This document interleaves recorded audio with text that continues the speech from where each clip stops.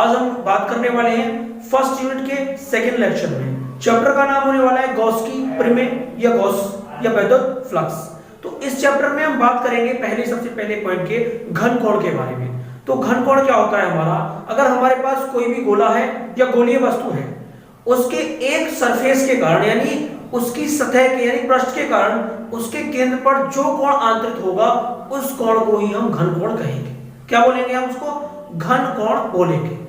तो इसी के बारे में हम डिस्कस कर लेते हैं आज। इसको किससे प्रदर्शित करते हैं, इसका मात्रक क्या होता है, क्या क्या इसके बारे में और पॉइंट्स हैं उसके बारे में आज हम डिस्कस कर लेते हैं। तो दोस्तों मैं आपको बता दूं, किसी भी गोलीय पृष्ठ, देखो मैं आपको बता दूं किसी भी गोलीय पृष्ठ के खंड द्वारा, खंड का मतलब बेटा यहाँ पे क्या है, टुकड़ा द्वारा, खंड द्वारा उसके केंद्र पर आंतरित कोण को, कोई भी हमारा गोलीय पृष्ठ है उसके खंड यानी टुकड़े के द्वारा उसके केंद्र पर जो कोण आंतरित होता है उसे ही हम घन कोण कहते हैं। क्या कहते हैं बेटा? घन कोण कहते हैं। और उसे हम बेटा किससे, W की तरह जो आपको दिख रहा है यहाँ था, इसको हम ओमेगा से प्रदर्शित करते हैं। किससे प्रदर्शित करते हैं बेटा? ओमेगा से प्रदर्शित करते हैं। ये बात समझ में आ गई होगी आपको बेटा।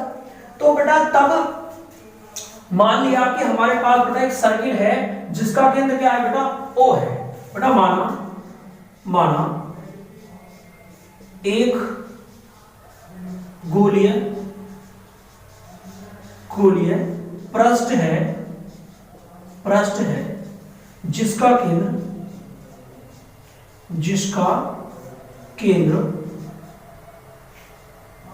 बेटा जिसका केंद्र क्या है?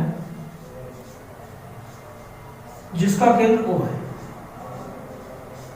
क्या है बेटा? जिसका केंद्र O है तथा जिसकी बड़ा त्रिज्या क्या है? त्रिज्या R है तथा जिसके पृष्ठ पर एक छोटा पृष्ठ डेल A है। क्या है बेटा? मान लिया कि बेटा हमारे पास एक गोला है, ठीक है, माना एक गोलीय पृष्ठ है बेटा, हमारे पास एक गोलीय पृष्ठ है जिसका बेटा केंद्र क्या है? हमारे पास O है, जो आपको डायग्राम में दिख रहा है, तथा जिसकी त्रिज्या क्या है बेटा? जिसकी त्रिज्या R है। कितने बड़ा रेडियस इसकी? R है। तो जिसके पृष्ठ पर एक छोटा अवयव है जिसका बेटा क्षेत्रफल कितना है? डेल L है। कितना है क्षेत्रफल इसका? इसका जो बेटा क्षेत्रफल है वो कितना है? वो डेल L है। तो तब बेटा हमारा घन कोण क्या होगा? तब घन कोण जो होगा, तब बेटा घन कोण जो होगा अर्थात डेल ओमेगा इक्वल बेटा हमारा फॉर्मूला होता है del A upon R square. अर्थात हमारा जो घन कोण होगा बेटा इस सिचुएशन में उस अवयव का क्षेत्रफल बटे R स्क्वायर होगा। समझ में आ गया? उस अवयव का क्षेत्रफल बटे R स्क्वायर अर्थात त्रिज्या का स्क्वायर होगा। ठीक है, इसको बेटा क्या बोलते हैं? उसका क्षेत्रफल हो गया भाई, क्या हो गया? क्षेत्रफल बटे त्रिज्या होगी।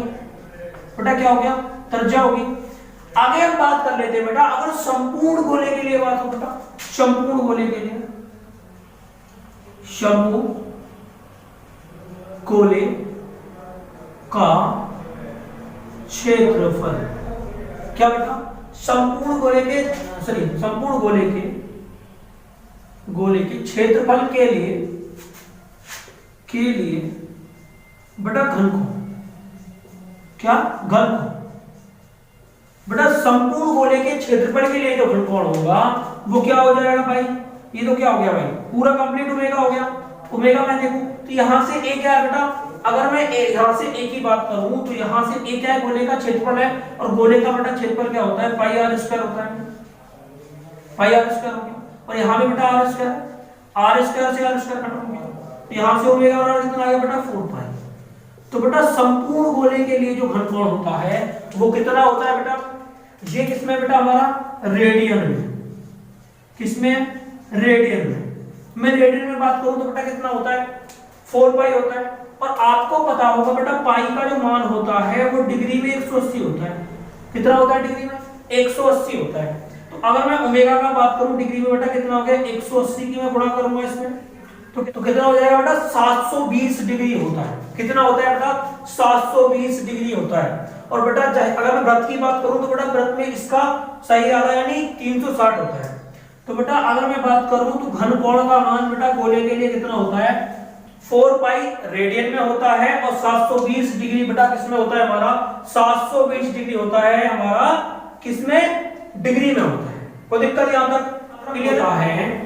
इसका बेटा जो मात्रक है हमारा वो मात्रक क्या है बेटा इसका मात्रक है स्टेरेडियन। स्टेरेडियन घनकोण का मात्रक होता है बेटा स्टेरेडियन।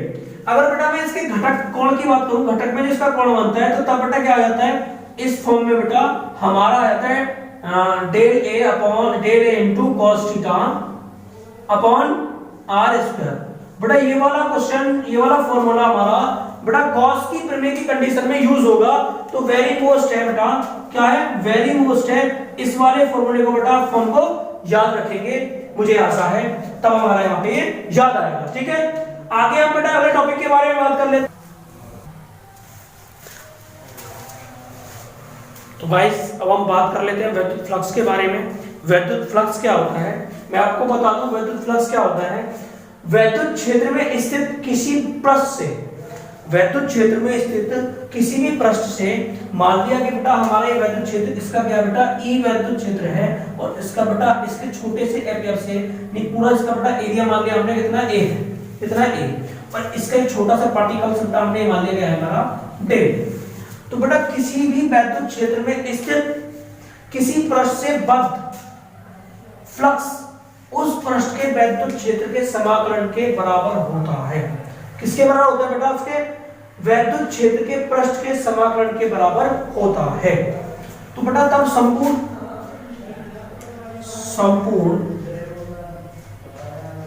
पृष्ठ से बद्ध विद्युत फ्लक्स बेटा विद्युत फ्लक्स क्या होगा हमारा विद्युत फ्लक्स बेटा फाई ई होगा हमारा बेटा एक इंटीग्रेशन का सिंबल होता है और इसमें जो बेटा गोल गोल लगा होता है इसका मतलब होता है बेटा क्लोज्ड मतलब बंद किसी बंद आकृति से ई इंटू बेटा डेल ए होता है। क्या होता है ई इंटू डेल ए होता है और बेटा दोनों ही वेक्टर फॉर्म में होते हैं यानी बेटा कैसा गुणन होता है इनका अदिश गुणन होता है यानी डॉट प्रोडक्ट होता है। बेटा तुम्हें पता होगा अदिश राशियों का जो गुणन होता है वो क्या आता है बेटा यहाँ से ई डेल ए क्या आ जाएगा बेटा हमारा cos थीटा आ जाएगा। तो फाई ई बेटा इतना हमारा आ जाता है क्या जाता है हमारा बेटा फाई ई ये आ जाता है। तो बेटा डेफिनेशन बहुत ज्यादा आसान है। विद्युत क्षेत्र में स्थित किसी पृष्ठ से बद्ध बेटा विद्युत क्षेत्र में स्थित किसी भी पृष्ठ से बद्ध मतलब घिरा हुआ विद्युत फ्लक्स उस पृष्ठ के बेटा विद्युत क्षेत्र में उस पृष्ठ पर विद्युत क्षेत्र के पृष्ठीय समाकलन के बराबर होता है। क्या होता है बेटा उसके बराबर होता है। अथवा बेटा दूसरी डेफिनेशन होती है कि विद्युत क्षेत्र में स्थित किसी काल्पनिक पृष्ठ किसमें बेटा विद्युत क्षेत्र में स्थित किसी काल्पनिक पृष्ठ से संबद्ध विद्युत फ्लक्स उससे गुजरने वाली विद्युत बल रेखाओं की संख्या के बराबर होता है। किसके बराबर होता है बेटा विद्युत बल रेखाओं की संख्या के बराबर होता है। तब भी बेटा हमारा कितना होता है फाई बराबर बेटा इस कंडीशन में हमारा डेल ए इनटू cos थीटा ही होता है। बेटा यहाँ पर एक इंटीग्रेशन का सिंबल है। आगे बेटा हम इसके बारे में बात कर लेते हैं इसके बारे में इसके मात्रक और विमा के बारे में। लेकिन बेटा इसमें मैं आपको बता दूं तो फाई इक्वल ई क्या है बेटा यहाँ पर विद्युत क्षेत्र है। ई क्या है बेटा क्षेत्रफल यानी क्षेत्रफल का एवयव भी बोल सकते हैं एवयव ये छोटा सा पार्ट है। और बेटा ये क्या है क्षेत्रफल और इसके बीच का कोण है एरिया वह ई के बीच का कोण बेटा बीच के ए व बी के बीच का कोण है बेटा। क्या है बेटा कोण है। तो बेटा मैं यहां से बात करूं तो आपने ये बेटा मैंने आपको विद्युत क्षेत्र की तीव्रता पढ़ाई थी यानी विद्युत क्षेत्र पढ़ाया था तब बेटा मैंने ई का आपको फॉर्मूला बताया था। बेटा क्या बताया था यहाँ पे ये वाला फॉर्मूला बताया था ना Q upon r square into del ए इनटू cos थीटा। बेटा हम चाहे तो इसको इस फॉर्म में भी लिख सकते हैं, इससे कोई प्रॉब्लम नहीं, ठीक है। और बेटा अब इसके बात कर लेते हैं मात्रक के बारे में। तो इसका बेटा मात्रक के बारे में मैं बात करूं तो मात्रक क्या होता है इसका बेटा मात्रक होता है, हमें पता है वैद्युत क्षेत्र की तीव्रता का मात्रक होता है बेटा न्यूटन अपॉन कूलम। उसके बाद क्या है बेटा हमारे पास क्षेत्रफल, और क्षेत्रफल का मात्रक क्या होता है मीटर स्क्वायर। कितना होता है बेटा मीटर स्क्वायर होता है हमारा, मीटर स्क्वायर। तो मात्रक क्या हो गया बेटा इसका बटे में कूलम, बटे में कूलम और गुणा में न्यूटन गुणा मीटर स्क्वायर। तो बेटा इसका मात्रक क्या होता है न्यूटन इंटू मीटर स्क्वायर बटे कूलम स्क्वायर, इसका मात्रक होता है। तो बेटा वैद्युत क्षेत्र में आ गया होगा, इसमें कोई प्रॉब्लम नहीं है। बेटा किसी को स्क्रीनशॉट लेना है तो ले सकता है, कोई प्रॉब्लम नहीं है उसको, ठीक है। स्क्रीनशॉट ले लो बेटा, ठीक है। आगे बेटा हम